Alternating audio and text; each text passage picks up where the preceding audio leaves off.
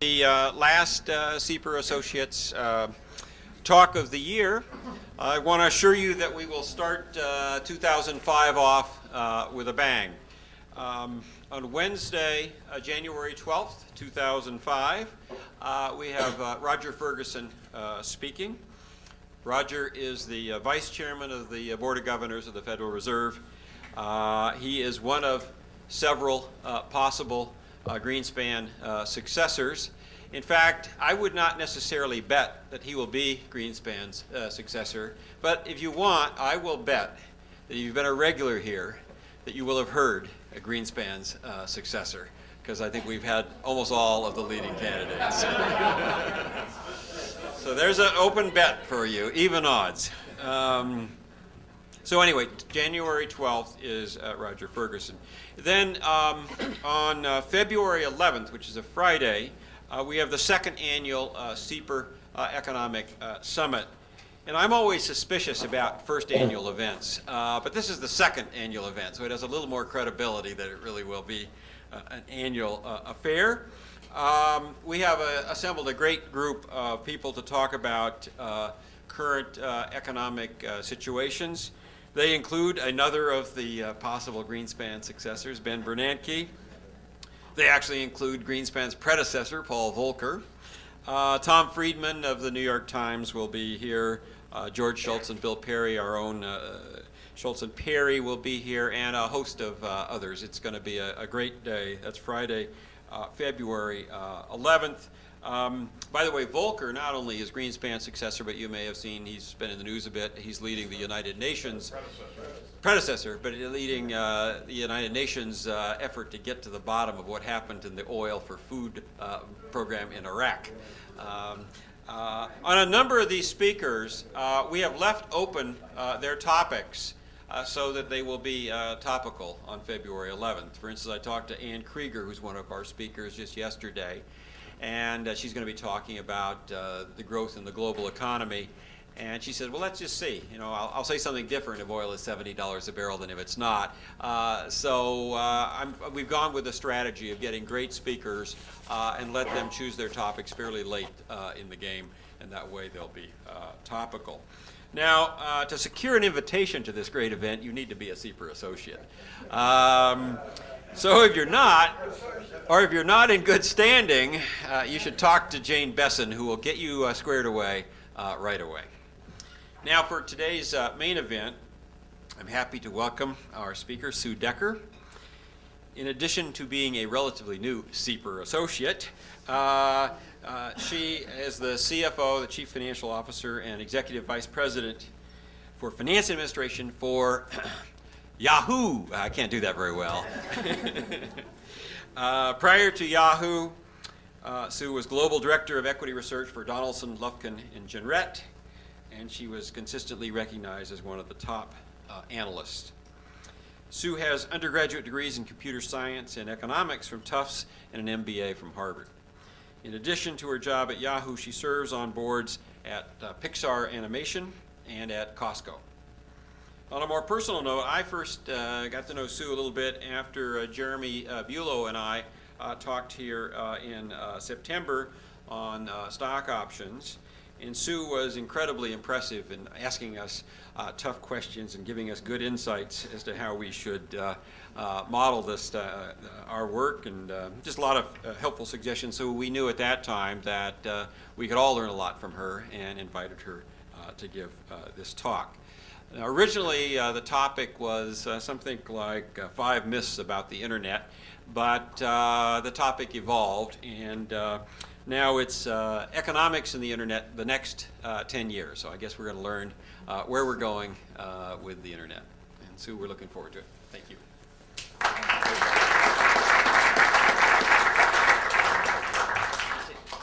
Well, thank you.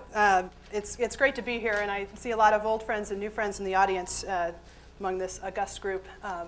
This is great for a lot of reasons, but most importantly because I just learned that I might be a candidate to be a successor to Greenspan. You heard it here. All of us who speak are better than many of them. But yeah, right. So as John said, he asked me not to talk. He invited me, and I thought, oh, this is great, and I'm very impressed and excited. I get to talk about Yahoo. And he said, no, no, no, it can't be about Yahoo. It has to be about something broader. So this is the attempt. We're going to talk about the internet more broadly. There may be a few shameless attempts to promote Yahoo within it, so I'll warn you about that up front. But we did put it in the framework of the next 10 years. I thought that would be fun because as a CFO, having been an analyst and having made longer-term projections and then switched to being a CFO, there's a lot of trepidation about even making a one-quarter projection now publicly. So I'm going to take my CFO hat off and join you guys and make some long-term projections today. So with that, I'll get started. There are 4 things that I want to cover. The first is the consumer. What are consumers doing on the internet? How's that evolved? Second, I'm going to talk a little bit about the economic model, sustainable business models that we think are developing now and will progress. Third, how that all translates into value, and then tie it up with a few conclusions and thoughts about the future. One word of warning is each one of these sections could be a whole presentation, so I'm going to try to fly through and stick mostly to my time limit that Professor Chauvin has told me. So let's start with the consumer. The main theme here, and I'm going to spend more time on this section than the other two because it really sets up the other two. But the theme of this is that the first 10 years, if you define the first 10 years from 95 to the present, were largely about breadth of users, thin veneer of users all over the world. And we think the next 10 years are going to increasingly be about depth. So just to get started, let's look and see how many users there are. It's pretty astonishing. If you look at the 2004 bar, nearly 800 million people are accessing the internet every month now, which is a 20-fold increase over the last year. A very massive expansion, and according to projections in the next few years, that will top 1 billion users globally. So literally 1 out of 6 or 7 people on Earth are accessing the internet now. And as we move forward, even from a really high base, we actually think total users can grow from 5 to 10% a year for the next 10 years, approaching 2 billion in that time frame. So that's how many there are. Let's look at where they're spread, what their geographic spread is. If you go to the far right, you can see that the US actually had 50%, 48% of all users in 1998. And Europe and Asia were behind at 21 and 9%. Some important things happened along the way. Europe passed the US in 2001, and Asia passed in 2002. So as we project forward, if you look at the far right, you can see that the US is now approaching 20% of the world industry. Asia is at 30%, not even including Japan, which is another 8%. And what's really exciting about that is that while Asia is the largest region, it has the lowest penetration. So there's a lot farther to grow, and I'll show you a little bit more about that later. So the major theme is that growth is increasingly going to be driven from emerging markets. So that's a little bit about the geography. Let's take a moment on the demographics. This is sort of a classic barbell curve, where you have the college and grad students being the biggest usage in 1997, and very limited usage out on the wings there. My favorite category is middle adults there. That's a nice way of saying how old I am. People are so excited they've already mentioned, can we get copies of the slides? Is that possible? Sure. Okay, we'll forward it to you. So that means these projections are going to go on in memorial. I don't know if that's a great idea for me, but anyway, so 1997 this was the distribution, classic bell curve. Then in 2004, basically the curve hasn't changed that much. It's just shifted up. So there's been broader penetration in every major demographic. College and grad students now approaching 100%, and you can see even kids, teens, and middle adults on up are at close to 40, 50%. As you move forward, what the projections say basically is that the line's going to get flatter. There's not much more to go in the college and grad student level, but you're going to see a flat line with pretty much pervasive usage across the board. And that the growth, and where the growth is coming from, some of the teens and kids segments and also the older demographics are some of the most attractive to the marketers, which we'll talk about later. Here is, now what we want to do is compare the penetration of usage to what happened in other industries. So we picked cable and PCs as a couple of analogs, and what we see are some similarities.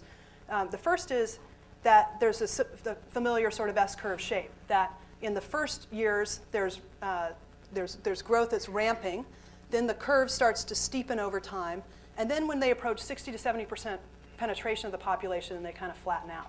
And you can see that on both of these curves over time. What we're seeing, on the internet side, is a similar curve, but much more rapid adoption. So when you look at cable, the curve starts at 1970. Cable was really around from 1940, but it took until 1970 to even get to 10% penetration.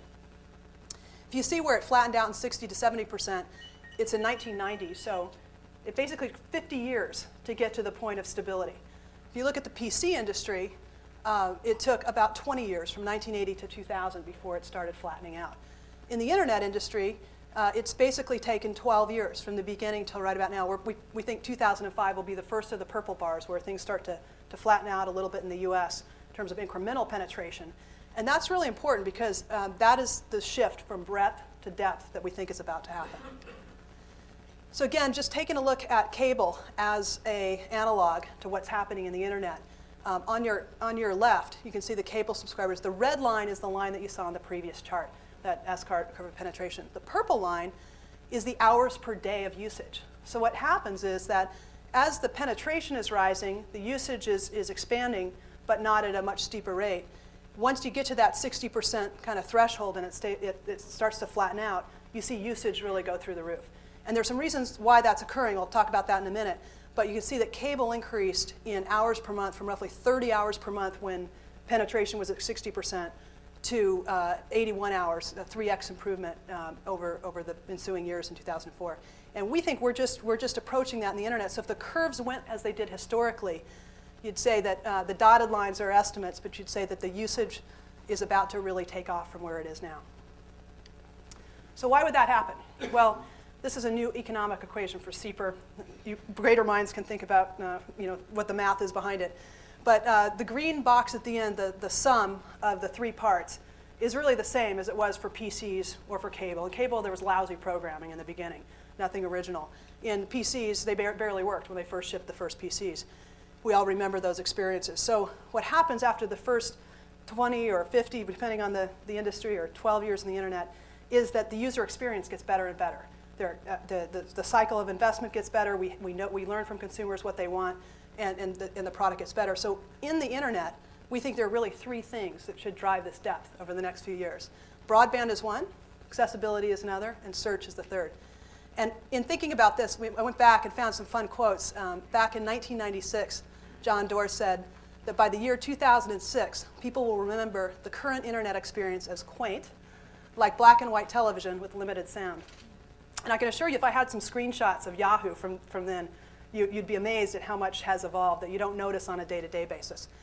And then our own Jerry Yang told Fortune magazine in May of 2000, we're going to focus on delivering high-quality, easy-to-use broadband content services and applications on the internet, regardless of platform, device, or what kind of access you use. If you have the bandwidth and can consume it, we'll have the service for you.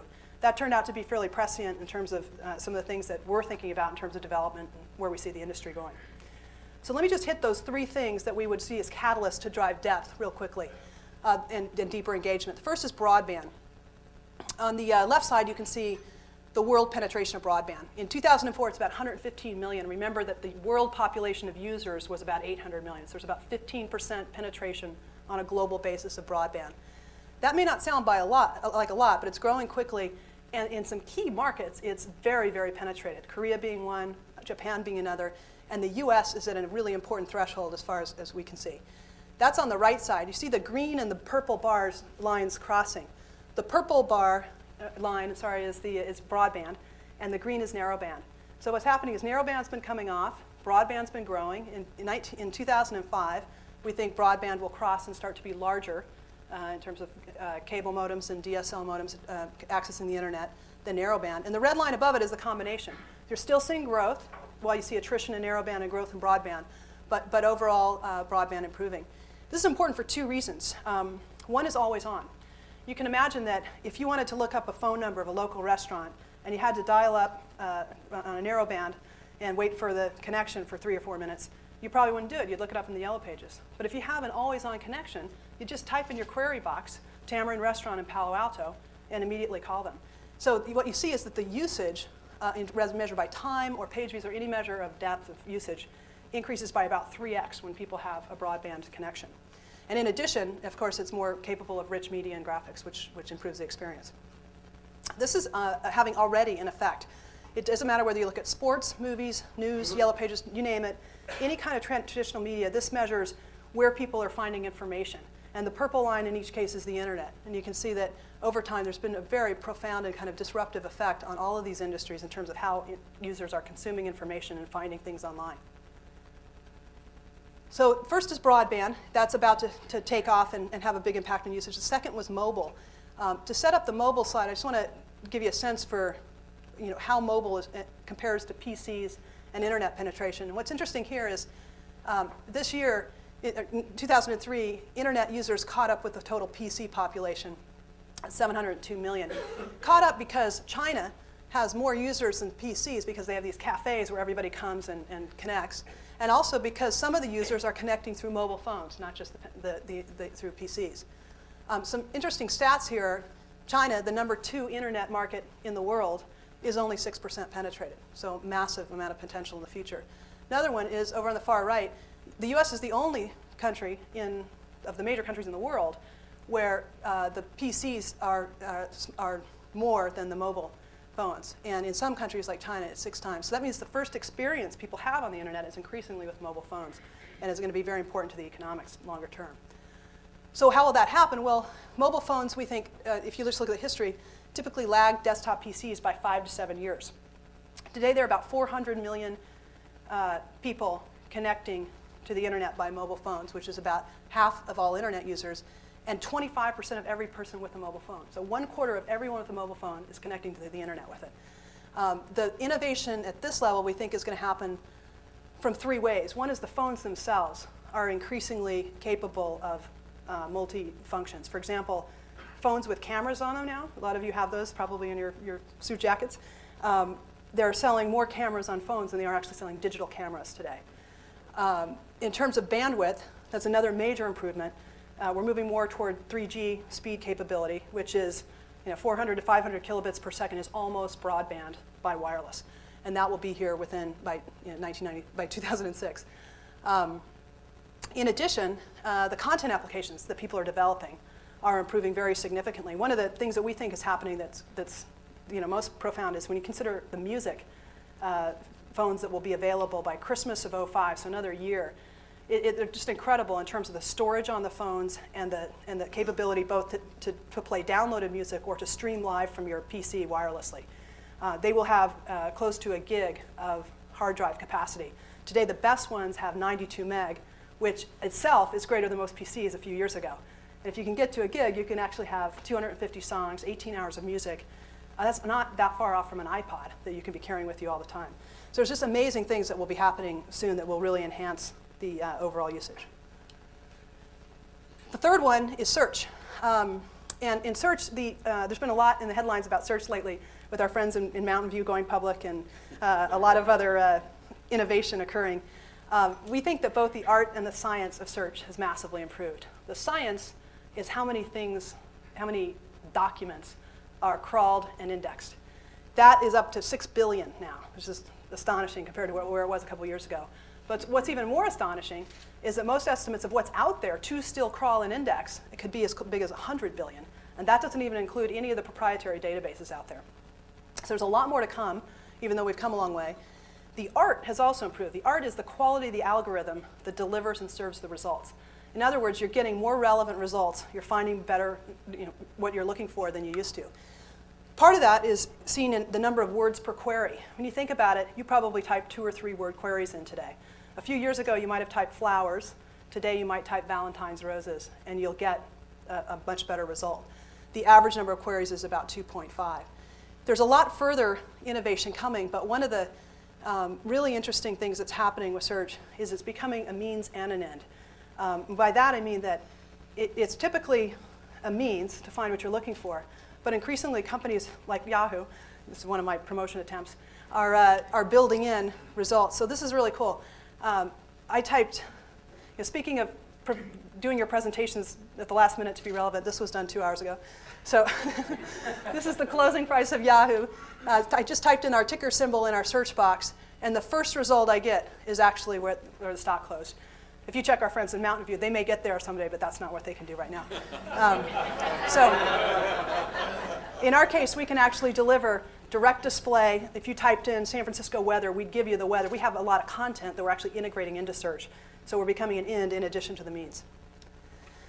The other really important thing about search is that it's starting to change traffic patterns. This is going to come up again later when we talk about valuation. So because the art has improved and the science has improved, people are putting in a lot more queries, up 80% in 18 months.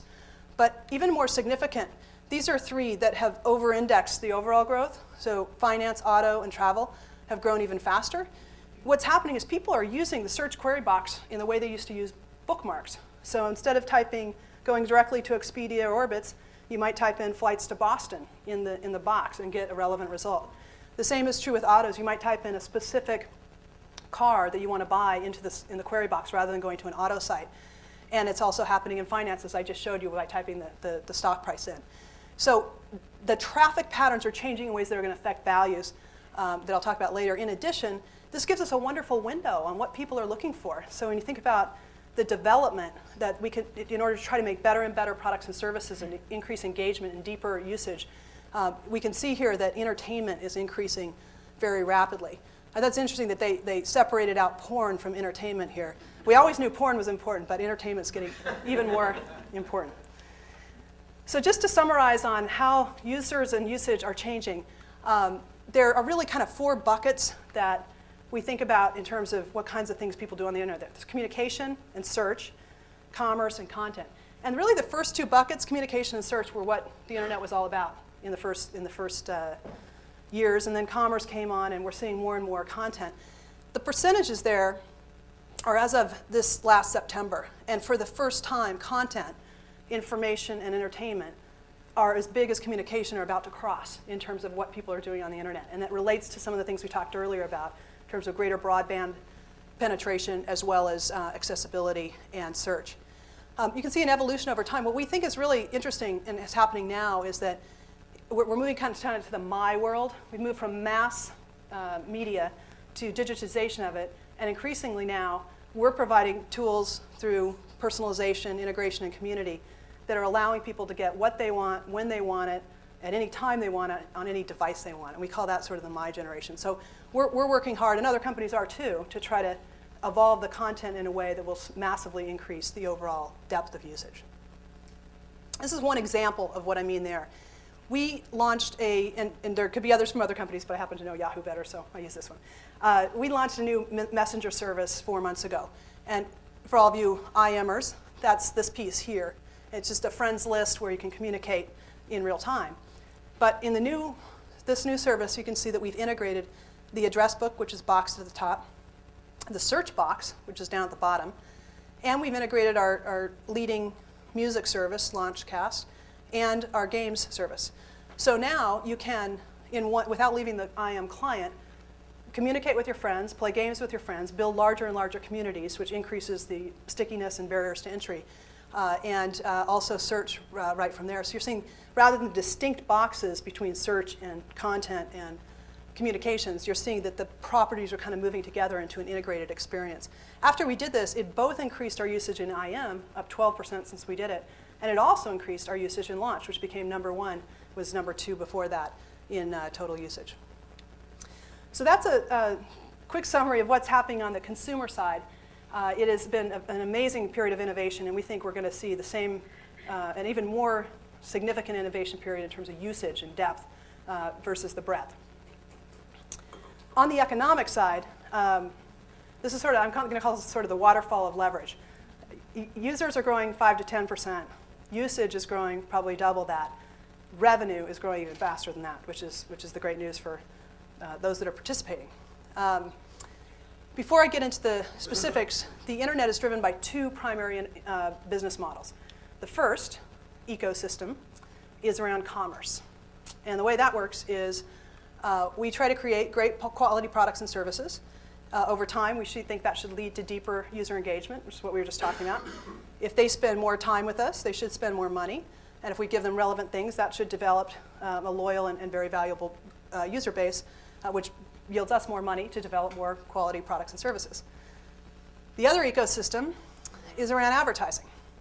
And actually, advertising and subscriptions are actually the two revenue streams for just about every other media company as well in offline. Here, we start with quality content and communications platform. Again, some of the things we talked about earlier.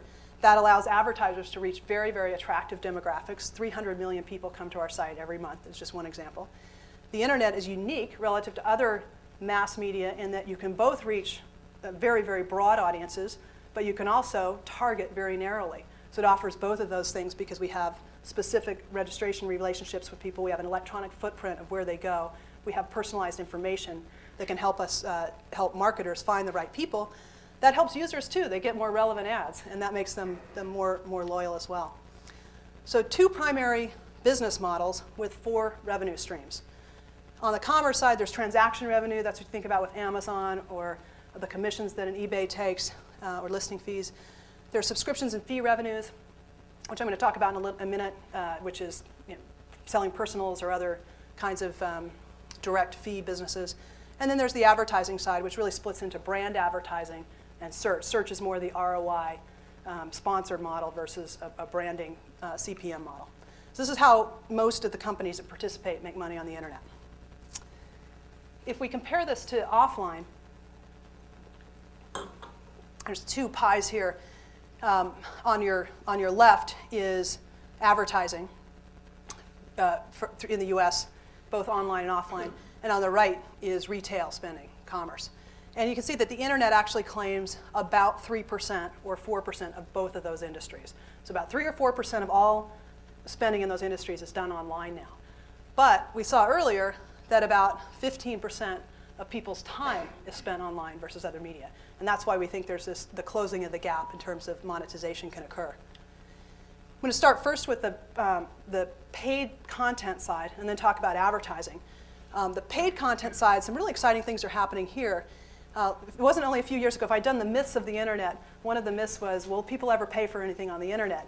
And a year or 2 ago, we heard about that a lot. But increasingly, you're seeing already $2 billion is being spent for paid content on the internet.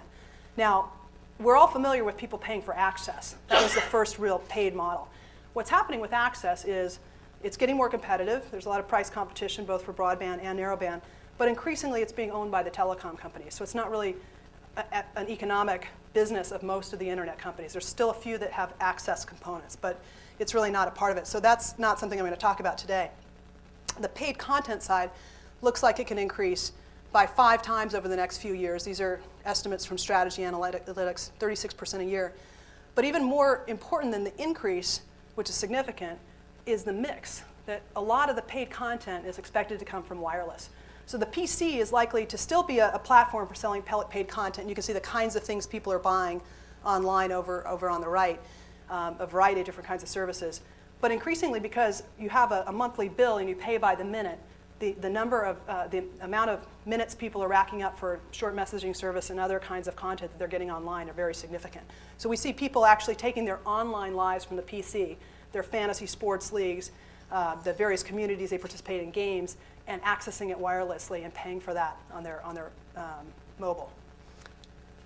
This also is another look at the paid content side, at least historically, from December 01 to September 2004.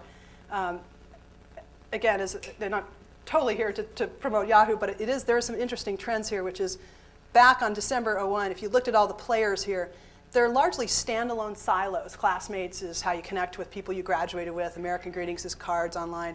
Wall Street Journal online, Consumer Reports, Netflix. They're each in narrow verticals. What's happened over time is both that there's been dramatic growth, which you can see in the number of subscribers from the left to the right, but also that the players now that are participating the most are the broad-based portals that are offering integrated services. Back here in December, you don't see AOL or Microsoft or Terra Lycos on the list, and we're 11.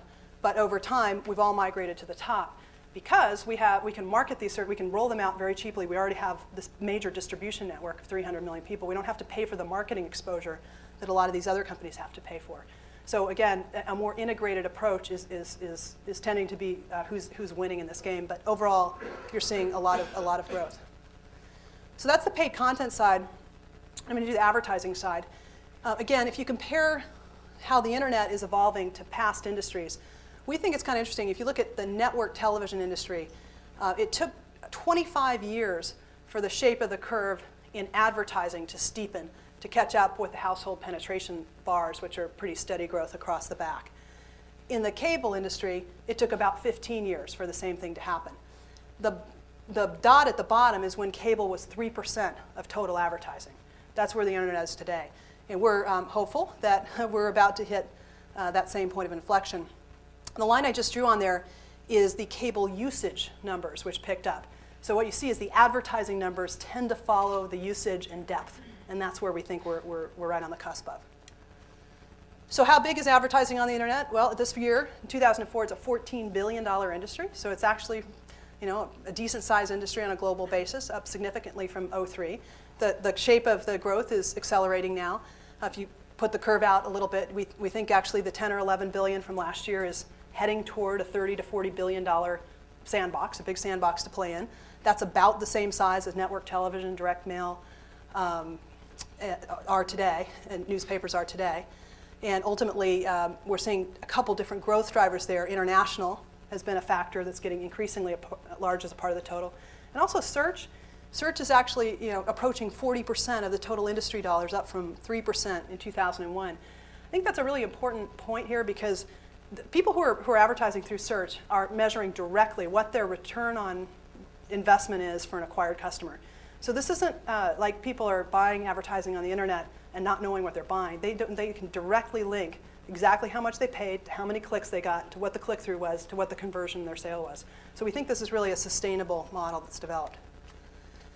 There's a lot on this slide. I really just want to focus on the totals in the red bar.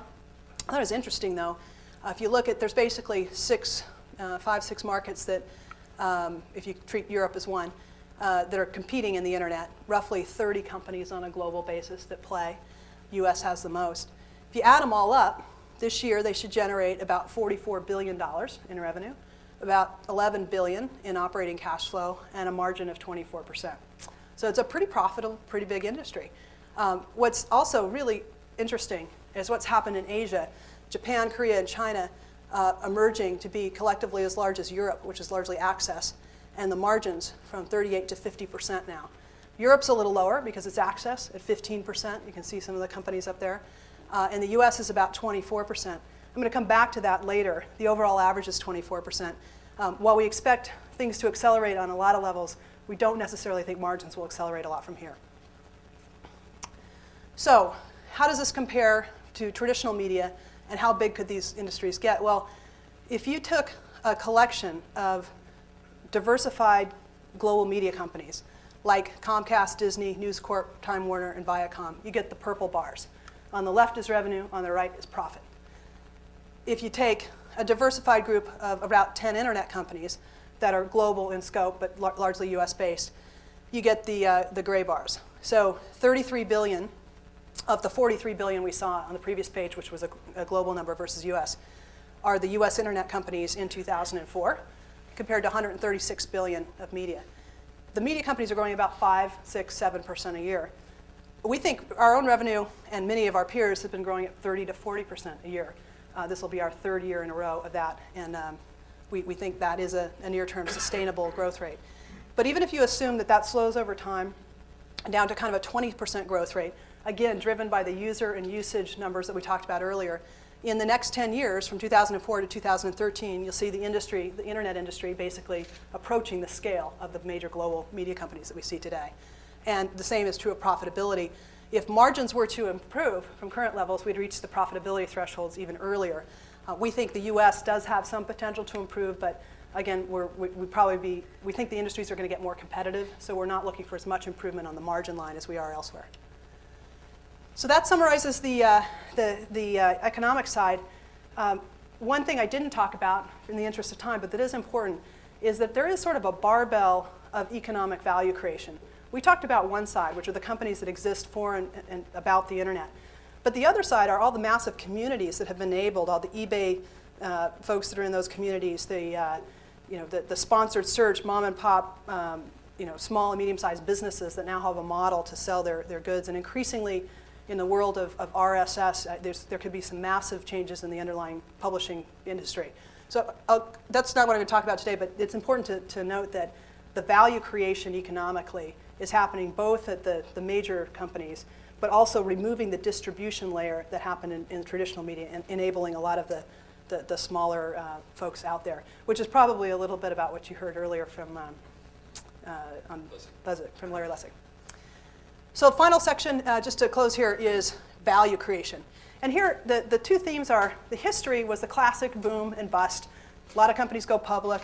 A lot of them then go out of business. You can see this here, the number of companies that existed over $1 billion and the line of market cap troughing in 2002 as the capital markets closed. It's exactly like every other new industry. Autos, PCs, biotech, railroad had that same kind of cycle and contraction. We think we may see the same thing going forward. We think we're now on the cusp of we'll call a boomlet. Things are starting to pick up again in terms of companies going public. And we do think there will be a consolidation. But the consolidation this time, rather than from companies going bankrupt, we think will happen from companies actually merging and acquiring more integrated service offerings. Whereas here you had companies going bankrupt on the promise, going public on the promise that something big was happening, and then the market Darwinism sort of sorting that out. Now we're seeing companies go public because of real business models, and we think they will contract over time as well in the next 10 years. One thing that's interesting is that chart showed all the companies. If you just took these 6 companies and held them constant throughout that time frame, and I added Google here at the end, you can see the aggregate market value in 1999 of 179 billion falling and beginning to rise. It's actually now ahead, even if you don't include Google, which wasn't in the historical number, at 237 billion.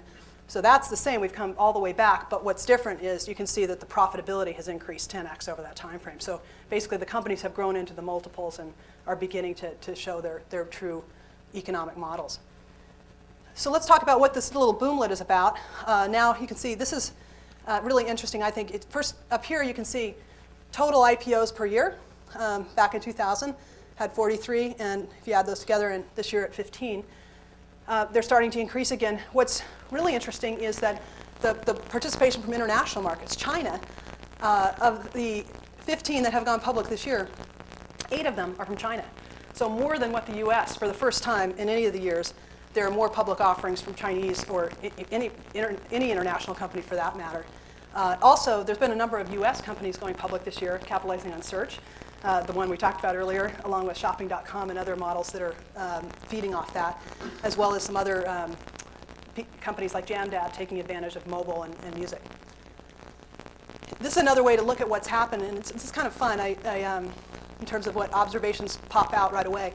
If you look at the top 10 market cap companies in each of 96, 2000, and 2004, see they've grown from 7 billion to close to 100 billion to 250 billion. Massive increase, but there's also a really interesting change in composition. I just clicked on the green ones. What that shows is the role of access. So back here, a lot of the companies, America Online, PSINet, Earthlink, were providing access to get online. And then that was so successful and it got such valuations that the Europeans figured that out by 2000. And you can see that T-Online, Germany, Wanadoo in France, Tiscali in Italy, Terra in Spain, all went public to capitalize on access. Well, it turns out access isn't such a great business. So when you go to 2004, only T-Online remains even in the top 10 now. And I wouldn't be surprised if we go out another year if they're not there. The other interesting change is international versus domestic. Back in 96, every company on the list was US. As you look at the red highlighted ones now, in 2000, there were a number of Europeans, for the reason that I just mentioned, the access world went public. But now we're seeing the role of Asia, getting back to those user numbers and how significant Asia is and so underpenetrated. Now three of the 4 international companies are from Asia and only growing. And you can see that China just made the list there, number 10. Shanda, $2.5 billion, a gaming company in China. So what does this all mean? Again, this is a busy slide, so really just focus on primarily the totals. But the major point here, I think, is that there will be a lot more consolidation. You're not going to have this many companies out there in the future. It isn't necessarily going to happen because they go bankrupt, though. They're very profitable. Most of these companies are extremely profitable. What's more likely to happen is the M&A cycle starts to really pick up. And almost every company on this list has a significant cash balance, too, and is generating free cash flow. So the means to do that, plus healthy capital markets, is there. But one of the key things that companies are going to have to focus on is picking it right. In other words, the returns that companies generate are increasingly going to move from how well their products and services are doing to how well they invest their cash. And it's pretty tricky. I mean, if you look at what's happened even in the last year, some pretty amazing value swings. So here you see the total industry is almost 300 billion, up from 213 billion, 35%. Nice growth. But look at within the mix, very significant value degradation in Europe because access continues to decline in value. Significant China, Japan, and US growth. Take Korea, which is flat, to make the point. Flat sounds like there's not much action, but there's a lot of drama behind the scenes.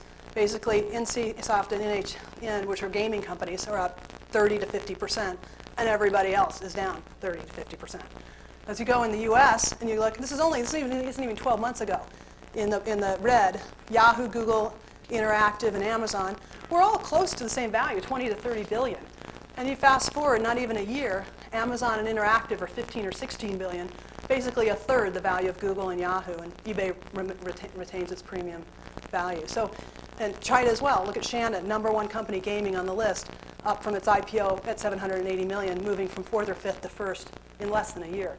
So major tectonic shifts are happening as people figure out what people want to consume on the internet. They figure out what kinds of models are actually sustainable. And so picking the right, the companies that have good M&A strategies and end up picking their winners are going to end up being the ones that create the most value. So you've made it to the last slide. Congratulations. These are the overall conclusions, things we talked about for the next 10 years. The first is user growth should slow from close to 35% annually during the first 10 years to a 5 to 10% rate, we think, over the next 10 years. We think a lot of that growth will come from emerging markets and will come from the bookend demographics of younger folks and older folks. Usage growth should really accelerate and grow probably 2x or more what we see user growth doing. The major drivers of that are broadband, mobile, and search, and we think we're right on the cusp of that happening. The great news is that that means even monetization should grow even faster. Revenue monetization is outpacing both of those due to the lag effect from when media spending picks up from where user growth is and usage growth following that. Margins we think will remain high, but probably not grow nearly as rapidly as they have, where they've gone from 0 to 25% on average, but close to 40% for many companies. We're at 39% now. And in terms of how do you create end-to-end value, we think the ultimate winners are going to be those that can create integrated services across all of the core service offerings. If you go to Germany today, if you go to China today, even Korea to some extent, most of the companies are strong in one area. In Japan, it's more integrated. In the US, it's more integrated. And we think ultimately that's an integrated experience is what's going to create stickiness and keep people coming back to the same sites as we and others build communities and personalization and content into our site. And that should be driven in part by internal development, but also by consolidation. So we do expect the accordion of more companies going out and then contracting to repeat itself, but for underlying healthy reasons this time rather than because of companies going public that people didn't know what they did and ultimately going bankrupt. So with that, I'll stop. Thank you.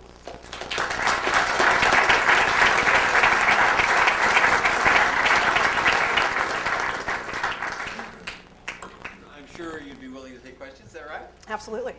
Let me No more predictions, though. start you off just with one. You have usage growing dramatically in the next 10 years. And I was just kind of thinking, there's only 24 hours in a day. Who are they? Will they watch less television? Will they read less newspapers? What do you think you're crowding out? I totally exactly right. Just to repeat, where's is this a zero-sum game, and where's it coming from? It is coming from a lot of the traditional media, and in fact, we saw some of the curves of internet growing as traditional media were declining in the chart. That's on a relative basis. People are spending more time doing one than another, but even on an absolute basis, circulation in newspapers is starting to decline. In broadcast, Nielsen last year, for the first time in the history of television, the important 18 to 34 demographic declined for the first time. Radio, after having a fantastic period of 5 or 10 years, is now starting to decline. And so there are only 24 hours in a day. You are seeing some multitasking, though. For those of you who have teenagers who are watching television and IMing and on their phone at the same time. So they're making good use of the 24 hours, but it is over time coming from a lot of the traditional sources. So we also have being technology oriented with Sue speaking, we have a wireless mic, so if you have a question, we'll get you a mic. following on John's question, there's friction in the system that didn't get acknowledged in your very nice economic equation, such as spam, viruses, and just information overload, which is keeping people away from using the net. So I'd be interested in hearing your perspectives on what the friction is in the system and how that affects your projections. Sure. It's a great question, and in fact, at the end of the day, the only thing that will drive usage deeper is a better experience. So the industry as a whole has really tried to take on a lot of the issues you just raised. Spam, for example, we put out a spam guard that domain keys that Google has picked up and others, and it's amazing actually. Something like 97% of all email messages are spam, and we filter out a huge percentage of those. So we're not perfect. Some companies are doing it by server-side technologies, others by client-side technologies. But the industry as a whole has gotten much, much better. And I think that's one of the reasons that the user experience is picking up. And that'll be an ongoing fight forever. Yep. What do you think the role of voice recognition, voice activation will be in improving the quality and the extensibility of the search capabilities on like cell phones and stuff like that going forward? Yeah. Increasingly, so far it's mostly been text-based, but the voice over IP is just beginning to take off. I don't know if you've played with Skype.com, or it's another one where you just can imagine the disruptive effect to traditional industries as that takes off. We have our own implementation with British Telecom where we're experimenting with voice over IP. It's early stage, but the economics are just so compelling to use the IP network versus paying intermediaries. I was actually talking about it out at the client interface too. Yeah. Well, I haven't seen that yet, but there's no reason why that couldn't be done in terms of connecting a WAP browser with voice activation. Yep. Your two main revenue streams are advertising. Speak louder. First time anybody ever asked me to speak louder. Well, they may stop after this.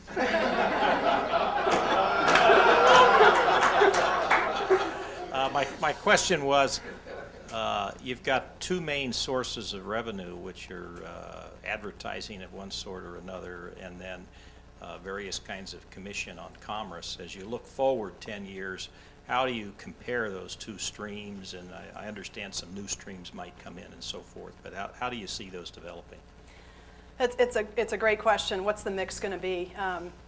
In every industry, it's a little different. In cable, it's roughly 70-80% subscription fees and 20-30% advertising. In newspapers, it's just the reverse, largely advertising, 20% circulation. Magazines, it's 50-50. So if you look at history, there's a lot of different data points. Use those, for example. Well, I think when you look at some of the numbers here, the paid services side is roughly $2 billion today. And again, I'm not including access. If you included access, it's larger. And that compares with $14 billion in advertising. So it's looking more like a newspaper model in that sense, of more heavily weighted toward advertising. The big wild card, though, is what happens with wireless.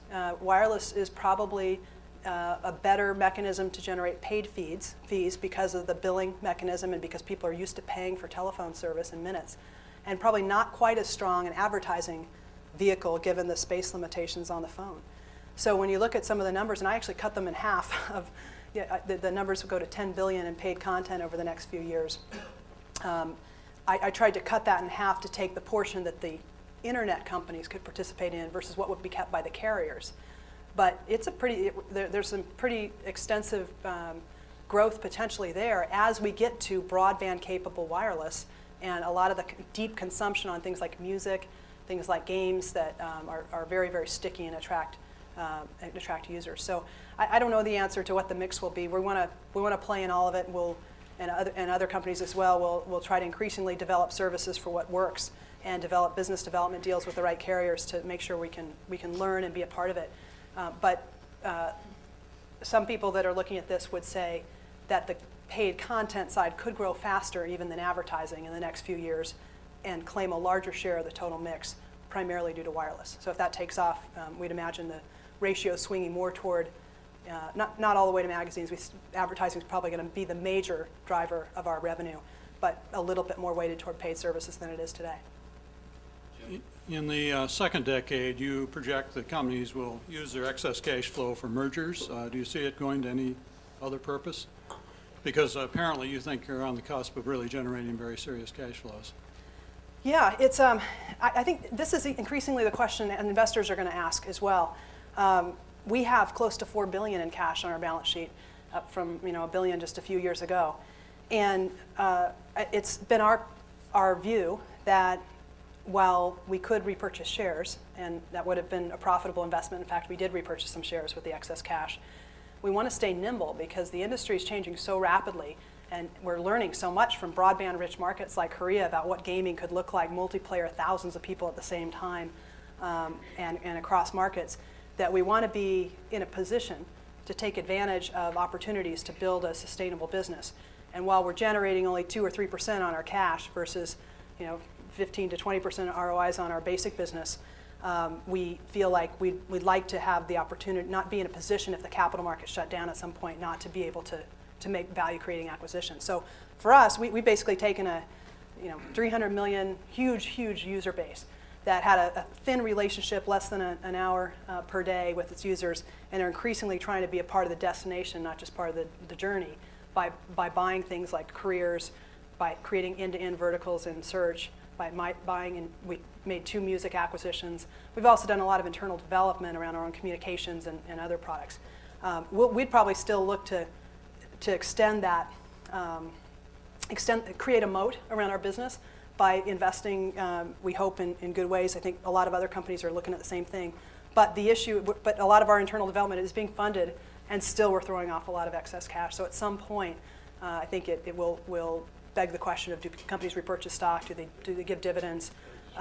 And I think over time that could happen, particularly if the capital markets change in a way that created some opportunities. I have a question on the local aspect of the internet. That seems to me to be, it's actually surprising to me that you haven't had more of an impact on the classified and Yellow Pages business already. And it seems to be partly because it's been difficult to pay for the sales force to sell the advertising, because you are increasingly seeing, as you pointed out, an ever greater percentage of users using the medium. It's more broadband, it's more on all the time, and therefore becoming more convenient. But it's still not the destination. When do you see that happening? When are you going to kill the newspapers? And when do you kill the Yellow Pages publishers? Well, here's the good news. There have been many new forms of media rolled out over the last 50 years, and all of them, the existing ones, still exist. They end up growing a little slower. They end up flattening out. But the internet is different from other forms of media. It's task-oriented. It's random access. It's interactive. It is anonymous. There's a lot of things about it that have evolved in a way that the content of the internet is more user-generated, is very different from traditional media. But on your point, where the internet's made the most headway in classifieds is in Help Wanted, where 10%, 12% of the Help Wanted business is online now. And that's compared to 3% of total internet advertising of online versus total advertising. So it's the classified Help Wanted moved very, very quickly. Yellow Pages is a $14 billion industry. We think that's just great. There's a lot of money spent there. And roughly a third of all queries for Yellow Pages come online rather than through the Yellow Pages. The challenge is exactly what you said. We are going to focus on how we get paid later. For now, we just launched a local search product that is really terrific. And really, you should try it. You put in zip code. You just go to the local search tab in search, or you could explicitly search for local or implicitly search for local, and you just get fantastic results. That's the first thing. That's the first stage. Our philosophy is if we create great products, we'll create a great business. Search, main site search, and mail are 2 great examples. 3 or 4 years ago, well, all of us, probably our lives have changed the most by those 2 applications. It's hard to imagine life without them. And yet, 3 or 4 years ago, they were services. They weren't businesses. And today, they're 2 of our biggest profit centers. So we figure if we can come up with the right kind of service to get users what they want, we'll figure out how to get paid. We have launched a Overture implementation for for the Yellow Pages side. And our strategy is to both pursue business development deals. We have deals with SBC, with Bell South, to try to partner with them with their sales forces. We're not really looking to recreate feet on the street, but we do think that if we can create an online automated self-service mechanism, that we can make a lot of headway longer term. But I wouldn't expect that to happen overnight, but we're very focused on the longer term opportunity. Yeah. So I had a question, an international question, which was you talked about the explosive growth in Asia. To what extent do current international views on the US make it more difficult for the currently dominant US companies to take advantage of these growth opportunities? So it's a great question. Yeah. So I think the question is, will countries like China and other countries in Asia be open to U.S. companies coming in and acquiring local companies or participating at some level in the growth in those markets? And we think yes, but we think it's trickier to pursue those opportunities. You have seen a number of wholly controlling acquisitions already. eBay buying EachNet, and in commerce, there's probably in every single category there's an example. We bought 3721 early this year, which is the leading meta search company in China, second to Baidu, which is the local search company. But as well, there have been there's been a lot of investment activity of non-controlling positions for some of the reasons that you're raising. In the end, the most interesting thing about this question to me is almost all of the M&A and investment activity is U.S. companies investing elsewhere. We really haven't seen companies in Japan buy outside of Japan. For the first time, Dom bought Lycos out of Korea, and it didn't turn out so well. And you're starting to see, there's some rumors of some gaming companies in Korea looking at China. But if you talk to a lot of the Chinese companies, they're so focused on the opportunities within their own market and the warring with the other entrepreneurs that have founded them, that they're really not looking outside their market. So, because it's an interesting question, you could imagine a situation with the kinds of users that are sitting in China and the growth in China, that one day the top list will be Chinese companies that are buying outside there and attracting some of the best talent in the world. And that could happen, but for now it seems to be moving the other direction, and most of the US companies are very focused on China and at some level have made either an investment or a controlling acquisition. Almost every one of the major companies has done that in the last year. Wonderful presentation, Susan. You remind me a little bit of what you're talking about in your presentation. Bandwidth, depth of experience, everything. But your Cramming title for the made last me 24 think of hours. something entirely different. When you said economics, I wasn't thinking of economics internally of your business. I was thinking of the economy. My first thought was, what's the effect of war, interest rates, the value of the dollar on your business? But that's not the equation I would like you to think about, which is your effect of your business on the economy. And I wonder if you could say, maybe even societally, what's happening because of what the internet is doing for us or to us. Well, good. Well, I hope that's the last question, because I don't think I'll have anything left after that.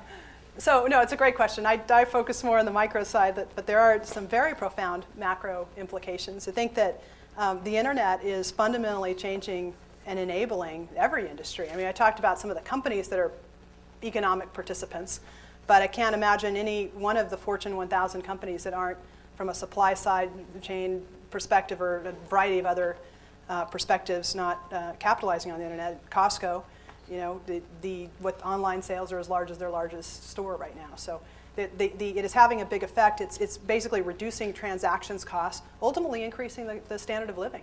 A lot of the information, while people are paying for certain things, is given away free. And I think there was a study we recently commissioned. What's that called? The Internet Deprivation Study. The Internet Deprivation Study. Yeah. So this is great. We did a study where we took away the internet for 2 weeks from a variety of people. How many people? Like 40. 40 people. Yeah. And this slide didn't make the cut because of length, but it's really fun. If you look at the headlines afterwards of people, you help me out, Joanna, what people are saying? The quotes were amazing. I mean, the effects of the study were really profound. People